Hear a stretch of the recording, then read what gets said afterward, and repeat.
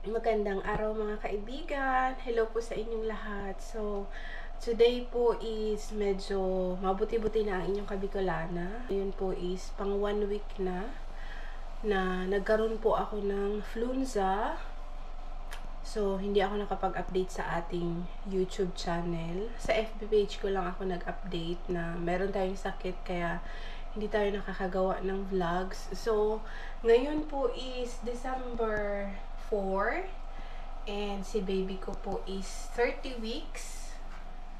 Ayan. 30 weeks and 2 days na po. Kaya ayan, malaki na po si baby.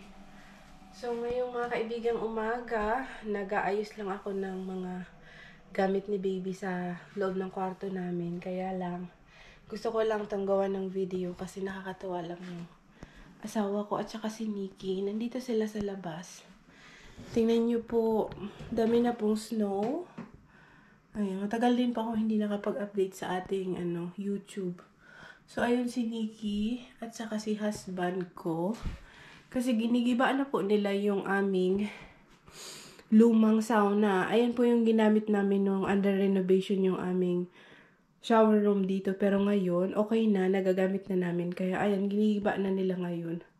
So, ang inyo pong kabikolana hindi nakakalabas ng bahay simula po nung ako ay nagkaroon ng flunza na hospital po ako nung Sabado. Ayan si Mr. O. Kawawa nga si Mr. kasi kanina sabi niya parang nagsisimula na din daw sumakit yung masama yung pakiramdam niya. Pero ayun sila ni Nikki sa labas. Ang inyong kabikolana ay 1 linggo nang may sakit kasi nagkaroon ako ng flu sa mga kabikolana. And nung Saturday last week, nadala ako sa hospital kasi talagang nag-i-spotting po ako. Tapos, mataas yung lagnat ko and then, grabe yung yung ubo ko, yung masakit yung lalamunan ko. Tapos, ayun, buntis nga tayo. So, dinala na ako ni Mr. sa hospital dito sa amin sa Oulu. And then, ayun, maraming laboratories na ginawa. Nagstay din kami dun sa hospital ng mga 3 oras kasi daming tinest na ginawa sa akin at saka kay baby. Kasi kailangan ngang i-test kung kumusta si baby kasi ang sabi ng doktor kung may lagnat daw pala ang mother, ang mama, meron din lagnat ang baby sa loob and mas malakas pa yung kumbaga yung lagnat niya. So, ayan mga kaibigan ko. Nahihirapan pa akong magsalita. Kaya medyo hindi pa ako nagbablog. Pero today, ayun nga, kasi yung dalawa, si Nikki at si asawa ko ay nag-aayos doon sa labas ng aming old sauna doon, tinatanggal nila. So, ako ngayon, paunti-unti, kumikilos-kilos na po ako kasi masakit na yung aking tagiliran dito. Both sides, kasi nga, matagal akong mga ilang araw lagi lang ako nakahiga kasi pakiramdam ko pagod na pagod ako, ganun. So, lagi akong nakahiga and dahil buntis po tayo, hindi tayo makapaghiga ng flat. Usually, lang, left and right side lang talaga, kaya ayun. So, kahit papano ngayon, nakakagalaw-galaw na, nakapag-load na ako ng laundry and today, nag-aayos ako ng mga damit namin dito sa drawer and inaayos ko yung mga gamit ni baby kasi 1.5, maximum 2 months, manganganak na po ako.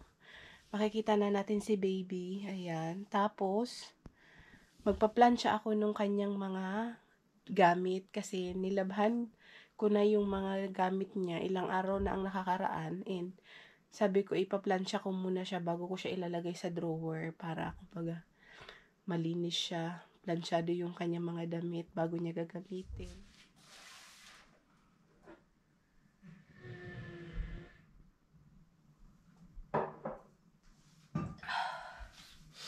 So, gagawa ako mga kaibigan ng lunch namin kasi busy yung mag-ama doon sa labas.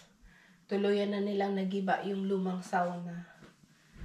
Magluluto ako para pagtapos nila doon, meron silang kakainin. For sure, magugutom na yung mga yan. Kasi ang lamig pa naman ngayon mga kaibigan sa labas. -4 kami ngayon. So, ininto ko na muna yung pagliligpit ko dun sa kwarto. Mamaya na lang ulit pagkatapos ko mag-prepare. So, ayun mga kaibigan, oh, meron ako ditong thermos. So, warm water pa rin yung iniinom ko.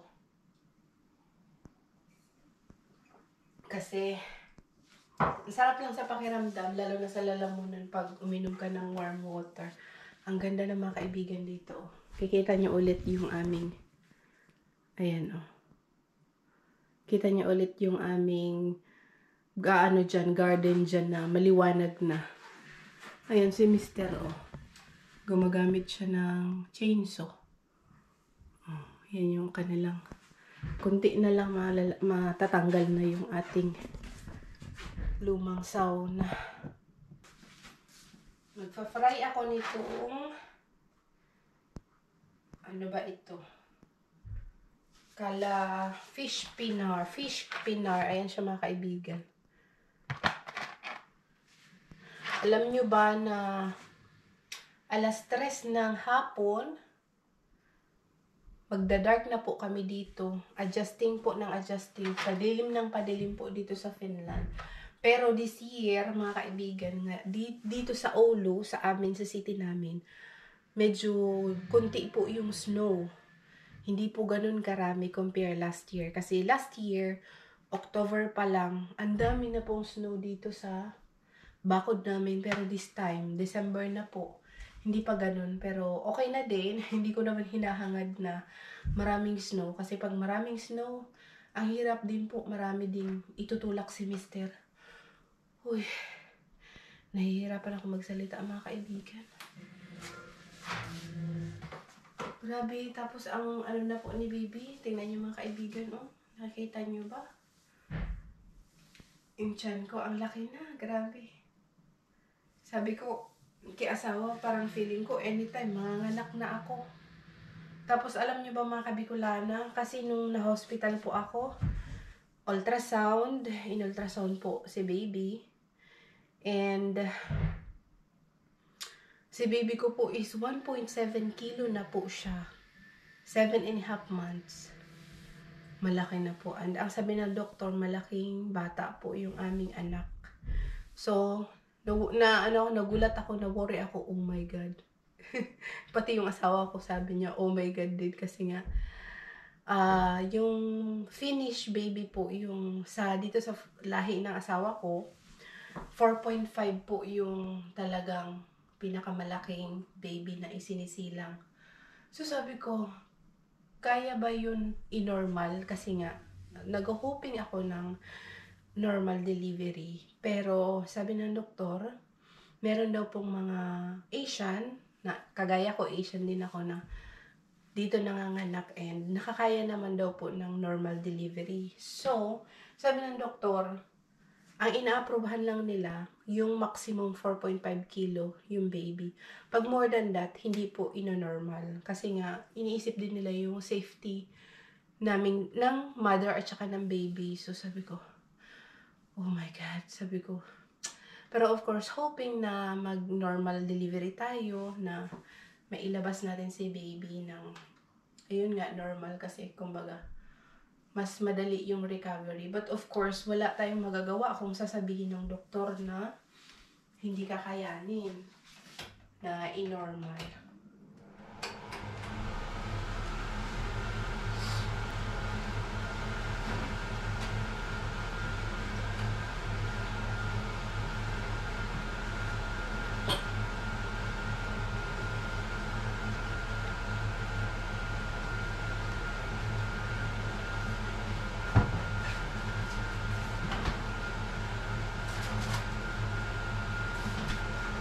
So, tingnan nyo na lang muna ako mga kaibigan. So, luto muna tayo dito. Medyo nahihirapan ako magsalita.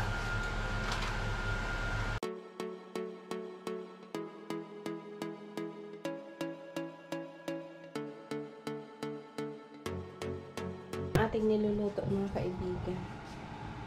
Isda yan siya na nakacoat siya sa breadcrumbs. And then, nilagyan ko ng butter. Tapos, scrambled egg din ako. Tapos, meron kaming rice. Magsisinangag. Buti na lang tong asawa ko at saka si Nikki, hindi naman sila mapili sa pagkain. Kasi kagabi din, meron kaming nagluto yung asawa ko kasi meron siyang mga bisita kagabi. 3 kaibigan. So, hindi lang ako lumabas. Lumabas lang ako pero dito ako kumain sa kitchen namin mag-isa. Kasi panay ang ubo ko. Ayaw ko naman na makihalubilo sa kanila. So, nag-hi lang ako sa kanila kagabi. Kasi alam naman nila na may sakit ako.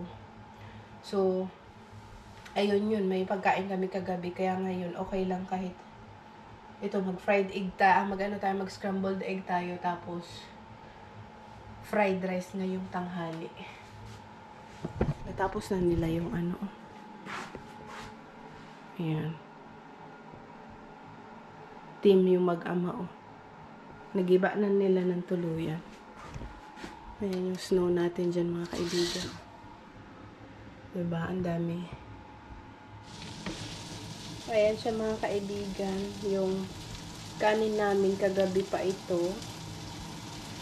Isasangag natin siya sa bawang at saka butter. Tapos yan yung egg. Tapos ito. Buti na lang tong mag-ama, hindi ito mapili sa pagkain. Basta wag mo lang silang papakainin ng sardinas. Hindi sila kumakain ng sardinas. Ako lang yung kumakain ng sardinas sa bahay na to. Ayan siya. Isasangag natin siya.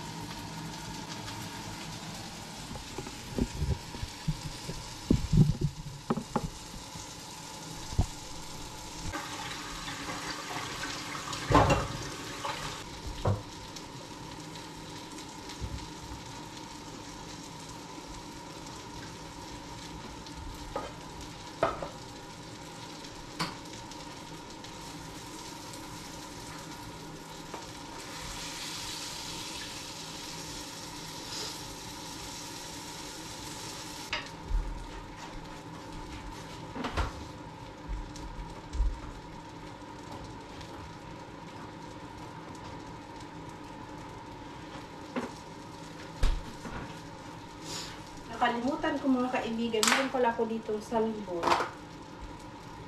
Sabi ni asawa ko, lutuin ko daw to. Tira niya to sa akin kahapon kasi mahilig po ako sa sinabawan na isda. So, nagtabi si Mr. kahapon ng salmon. Ito. Meron po yung ulo, tapos yung parte ng isda na may laman, tapos yung may buto. Kasi, nagbili siya ng isda na malaki, salmon, tapos pina-fillet niya doon sa tindahan. Dito po sa Finland, mga Finnish, si Mr., hindi po sila kumakain ng may mga buto-buto, may mga tinik-tinik, mga kaibigan. Pinapa-fillet nila yan. So, pag bumibili kami, dahil ako yung kumakain ng ganito, kinukuha ko. Pinapakuha ako kay Mr. kasi lulutuin ko siya. So, kailangan ko tong lutuin ngayon. Dahil kung hindi, masisira to. Itatapon to ni Mr. So, lulutuin ko yan siya. Para yun yung kakainin ko. Mahilig ako, mga kaibigan, sa isda na may sabaw.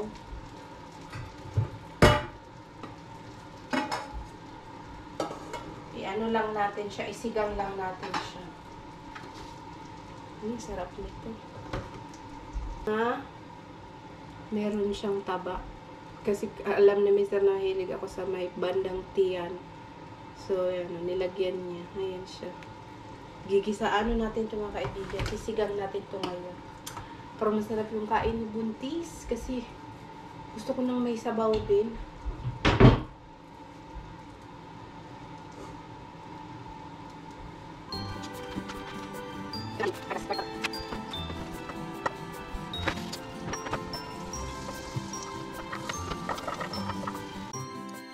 Hello everyone! Today is our 30th weeks. So baby is already 7.5 months. And I noticed that He is already so big and heavy. So here he is, my belly. This is my tummy now. Oh, it's very heavy. And I feel so stretched already. But today, so far, I feel me somehow better. But I came from Fluidza.